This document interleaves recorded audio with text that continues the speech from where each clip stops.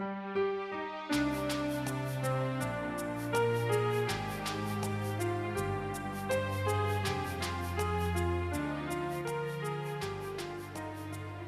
sering mendengar tentang kisah cinta Laila Majnun, seorang perempuan yang sangat dicintai dan mencintai Qais bin Mulawah.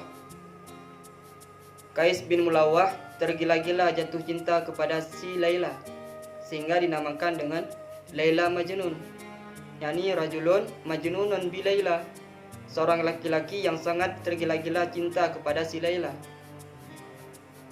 Namun banyak sekali hikmah dan hal-hal positif lainnya yang dapat kita petik daripada kisah cinta mereka, sehingga ada sebahagian ulama yang mengarang kitab khusus menceritakan tentang kisah-kisah cinta mereka, agar kita yang mengakui mencintai Allah dan Rasulnya tahu bagaimana hakikat cinta yang sesungguhnya. Salah satu mereka yang mengarang kitab tentang hal tersebut yaitu Imam Abu Bakar Al-Walibi. Di dalam kitabnya Diwanul Qais bin Mulawah Majnunun Laila, di dalam kitab tersebut dijelaskan tentang kisah cinta Qais dan Laila. Pertama, tentang bidayatul hub, permulaan jatuh cinta. Bagaimana kisah mereka saling jatuh cinta antar satu sama lain. Annahu kana saghiran wa Laila wa hiya ibnatu ammihi kanat saghiratan aidan. Jadi mereka sudah saling jatuh cinta semenjak kecil, di mana si Laila ini adalah anak perempuan pamannya sendiri, yaitu paman si Qais. Fakana yajtami'ani fi bahmin ay aghnamil lahuma yatahaddasani wa huma saghirani. Semenjak kecil mereka sudah bersatu. Ketika mengembala kambing, mereka saling berbincang-bincang.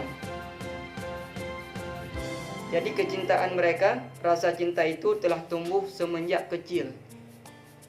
Falamma syabba wa kabura ja'ala hubbuhuma yazidu wa yanmu kulla yaumin wa sa'atin. Semakin hari ketika mereka sudah meranjak dewasa, maka kecintaan itu semakin bertambah. Sampai-sampai pada suatu ketika si Qais melihat seekor anjing yang berasal dari kampung si Laila.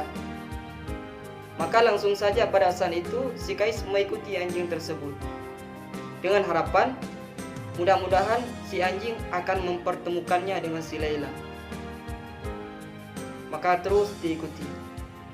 Di tengah perjalanan ada sekelompok orang yang sedang melaksanakan sholat. Namun si Qais tidak berhenti, terus ia mengikuti kemana arah anjing itu pergi, dengan harapan ia akan bertemu dengan si Laila. Namun sayang, ia tidak bertemu dengan si Laila karena anjing itu pergi ke arah yang lain, bukan ke rumah si Laila. Ketika pulang, si Qais berjumpa kembali dengan orang-orang yang sholat tadi. Maka mereka bertanya kepada si Qais, "Hai Qais, mengapa engkau tidak berhenti sholat bersama dengan kami? Mengapa engkau terus pergi, tidak ikut salat bersama dengan kami?" Maka si Qais menjawab, "Demi Allah, aku tidak melihat tadi ada kalian yang sedang salat di sini, karena pandanganku sedang fokus kepada anjing yang dengan harapan ia akan membawaku bertemu dengan kekasihku Laila." Maka yang jadi pertanyaannya, mengapa aku yang mencintai kekasihku si Laila bisa fokus kepada anjing yang akan membawaku kepada si Laila, sedangkan kalian yang mengakui mencintai Allah dan Rasulnya tidak fokus ketika sholat berhadapan dengannya. Ini merupakan sindiran buat kita semua ketika sholat, namun kita tidak merasa fokus dan khusyuk menghadap kepada Allah Subhanahu wa Ta'ala. kisah selanjutnya, Tuma innahu lammastuhira bihubbiha wa betulia. Ketika keluarga si Kais melihat bahwa putra mereka telah jatuh cinta kepada si Laila dan cintanya tidak dapat lagi dibendung, sudah menggelora cinta si Kais kepada si Laila, maka mereka berinisiatif untuk menemui orang tua si Laila untuk meminta agar si Laila dinikahkan dengan anak mereka si Kais. Namun fa'aba abu Laila walajja wa khalafa. Namun orang tua si Laila atau ayahnya tidak setuju dan tidak merestui hubungan mereka. Sehingga pada suatu hari ketika diadakan acara di rumah si Laila, semua keluarga dan orang kampung semua diundang. Yang tidak diundang cuma si Kais. Namun karena rasa cinta, si Kais walau tak diundang tetap datang. Dia menyusup di tengah tamu-tamu yang lain, lalu masuk ke rumah si Laila dan berdiri di tempat antrian untuk mengambil makanan. Ketika tiba giliran si Kais untuk mengambil makanan, bukan malah makanan yang diberikan oleh si Laila yang berada di tempat pengambilan makanan itu, bukan makanan yang diberikan kepada si Kais, malah piring yang akan diberikan kepada si Kais dia pecahkan ke lantai. Dia banting ke lantai sehingga pecah. Semua orang tercengang melihat peristiwa itu. Keluarga yang melihat sikap si Laila merasa senang, gembira mereka karena menyangka bahwa putrinya sudah sadar untuk tidak lagi mencintai si Kais. Dan mereka senang bahwa si Kais sudah dipermalukan di depan umum. Namun apa yang terjadi?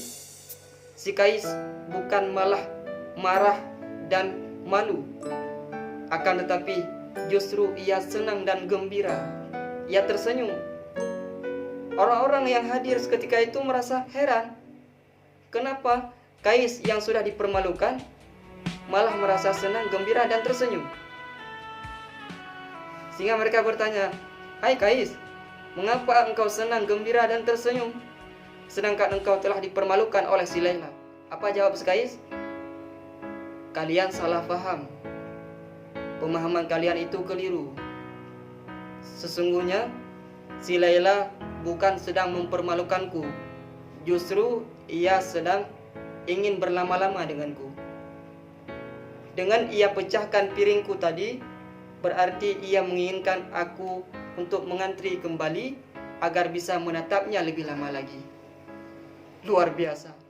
Inilah rasanya ketika orang sudah jatuh cinta.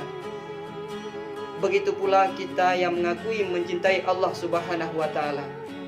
Ketika Allah berikan kita ujian dan cobaan, musibah dan sebagainya, kita memaknainya dengan husnuzan.